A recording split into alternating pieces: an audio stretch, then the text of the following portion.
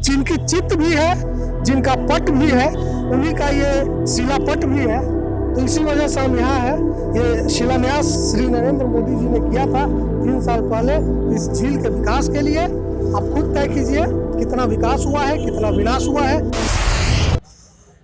नमस्कार, आप देख रहे हैं फाइनल पोस्ट न्यूज बिहार और मैं शशि शेखर।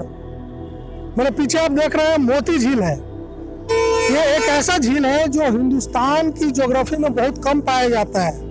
मुझे याद आता है तेलंगाना, आंध्र प्रदेश का जो हैदराबाद और सिकंदराबाद दो जुड़वा शहर है, उसको हुसैन सागर झील इसी तरह 2 हिस्सों में बांटता है। जैसा इस वक्त बिहार के पूर्वी चंपारण मोतिहारी में आप मेरे पीछे ये मोती झील देख रहे हैं, बहुत ही खूबसूरत झील। लेकिन खबर ये नहीं है, खबर ये है कि इस झील की हालत क्या है। तो इस झील की हालत बहुत ही दयनीय है और ये कोई आज की बात नहीं है। इसका इस झील का क्या हाल है ये हम अभी आपको दिखाएंगे। लेकिन इससे भी बड़ी खबर, शायद मोतिहारी के लिए ये सबसे बड़ी खबर है। क्या है, मैं पल्लवी को कहूंगा कि पल्लवी मेरे साथ है और एक शिलापट है, वो शिलापट दिखाई। यहाँ आइए पल्लवी, इस शिलापट को पढ़िए। मतलब कुछ देखने से ज्यादा जरूरी है इस शिलापट को पढ़ना। बिहार सरकार, पर्यावरण, वन और जलवायु परिवर्तन मंत्रालय, भारत सरकार राष्ट्रीय झील संरक्षण योजना अंतर्गत मोती झील के सौंदर्यीकरण एवं सुदृढ़ीकरण का शिलान्यास श्री नरेंद्र मोदी माननीय प्रधानमंत्री के कर कमलों द्वारा हुआ। कब हुआ? उस वक्त सत्यपाल मलिक जी, जो अपने बातों से काफी सुर्खियों में रहते हैं अपनी बेबाकी के कारण, यहाँ के स्थानीय सांसद और उस वक्त के तत्कालीन कृषि मंत्री श्री राधा मोहन सिंह, सुशील कुमार मोदी जो उप मुख्यमंत्री थे, नीतीश जी मुख्यमंत्री, इन सब की उपस्थिति में ये नहीं, पहले इसी को दिखाते हैं, ये इम्पोर्टेंट है। ये सब लोग थे और 10 अप्रैल 2018 को इसका शिलान्यास हुआ। क्यों हुआ? इस झील का सौंदर्यीकरण और सुदृढ़ीकरण होना था। बहुत अच्छी बात है, 3 साल बीत चुके हैं। अब इस झील का कितना सौंदर्यीकरण और सुदृढ़ीकरण हुआ है ये आइए देखते हैं। आइए पल्लवी जरा देखें इसको।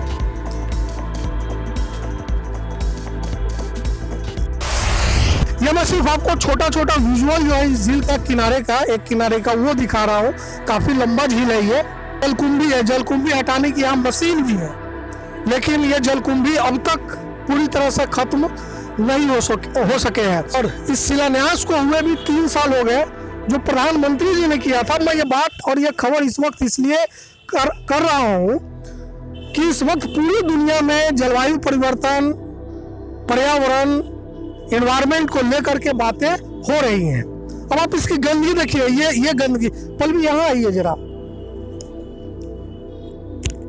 ये नीचे जो गंदगी है, इस गंदगी को आप देखिए और अंदाज लगाइए। और अंदाज क्या लगाइए, खुद देखिए और निर्णय करिए कि यहाँ कितना पानी गंदा हो सकता है। कचरा भी फेंका जा रहा है इसी में। अब ये कचरा मैं जाकर निकाल कर आपको नहीं दिखा सकता कि ये सॉलिड वेस्ट है या मेडिकल अस्पतालों से निकलने वाला बहुत ही खतरनाक बायोमेडिकल वेस्ट है, जो भी है। लेकिन इस पानी को पूरी तरह से काला कर चुका है। ये जलकुंभी है, जलकुंभी बीच में आपको कुछ साफ दिख रहा होगा।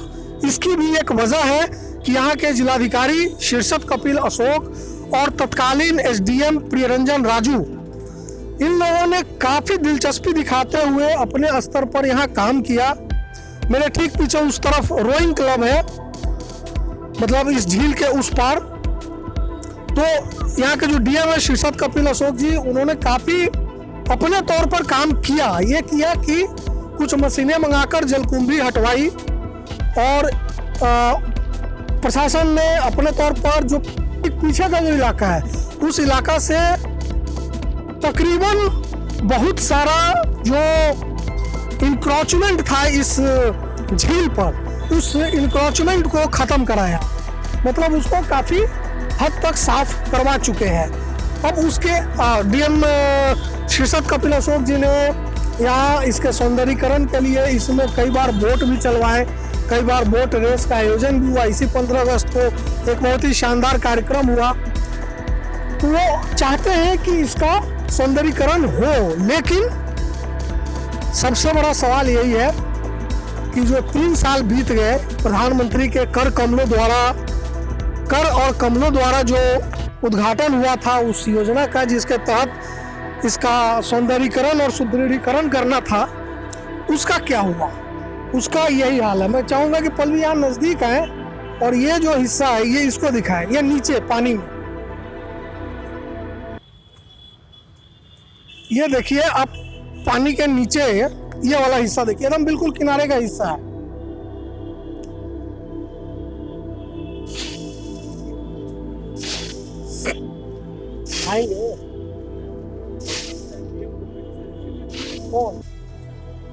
वो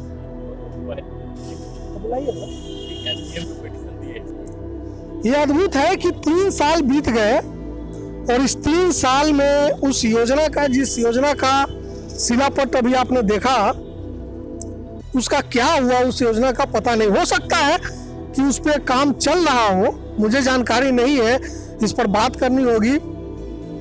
लेकिन अगर 3 साल में कुछ काम हुआ होता तो शायद उसका असर भी दिखता, लेकिन असर क्या है यही है। इधर जरा कैमरा लेंगे पल्लवी, एकदम अच्छा देखो जूम की हो।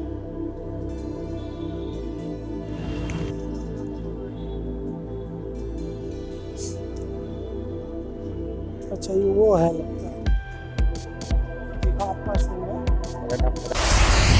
मेरे साथ फिराज जफर साहब हैं जो मोतिहारी में पेशे से एडवोकेट हैं और मुझे पता चला कि इन्होंने जिलाधिकारी महोदय के यहाँ एक पिटीशन दिया है मोती झील को लेकर, तो मैंने सोचा इनसे भी बात की जाए। क्या पिटीशन क्या दिया?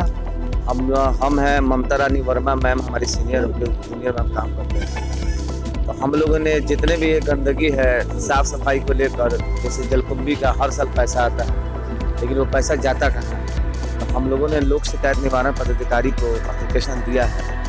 कितना पैसा आता है कुछ पता है? अभी यही सब तो हम लोग को जानकारी चाहिए कि पैसा आता है, कितना आता है, कहाँ जाता है, सफाई क्यों नहीं होती है।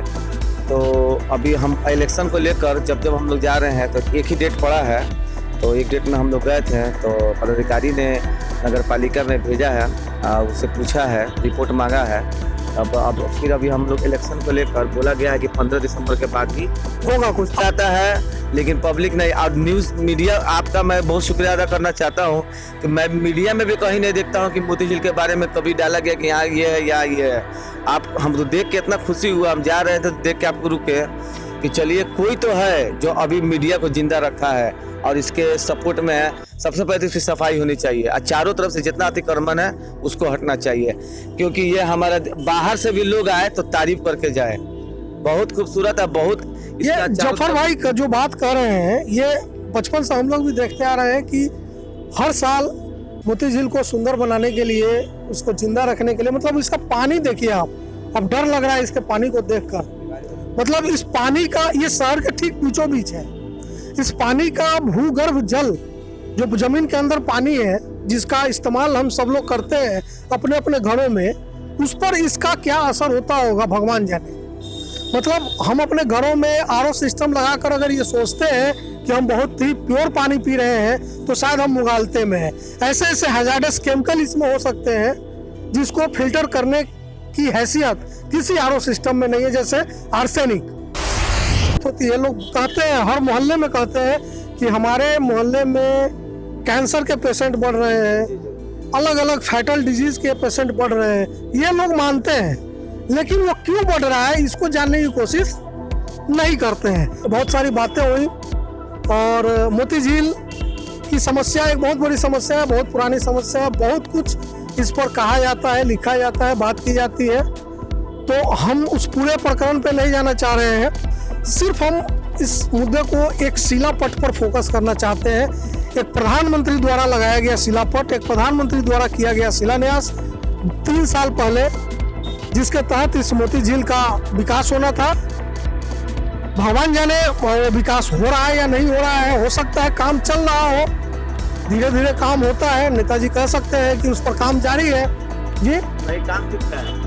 हाँ, लेकिन अब ये भी जनता है, मैं भी जनता हूँ, काम दिख नहीं रहा है, लेकिन हो सकता है फाइल चल रही हो, दौड़ रही हो, पैसा आ रहा हो, पैसा आता होगा। ये बात से हम आपका सहमत कि पैसा आता होगा, लेकिन काम कहीं आपको दिख रहा है तो मुझे बाकी दिखाइए। हम- मुझे तो नहीं दिख रहा। बाकी हम यही मतलब गुजारिश करेंगे कि काम भी हो ताकि हम लोगों को भी दिखे। एक बार मैं और आपको शिलापट के पास ले जाना चाहता हूँ, क्योंकि ये शिलापट ही मोती झील की सच्चाई है। पल्लवी आइए। जिनका हर निर्णय मास्टर स्ट्रोक होता है, उसी शिलापट के पास हम खड़े हैं। जो कानून बनाते भी है तो मास्टर स्ट्रोक होता है, जो कानून वापस भी लेते हैं तो मास्टर स्ट्रोक होता है। जिनकी चित्त भी है, जिनका पट भी है, उन्हीं का ये शिलापट भी है।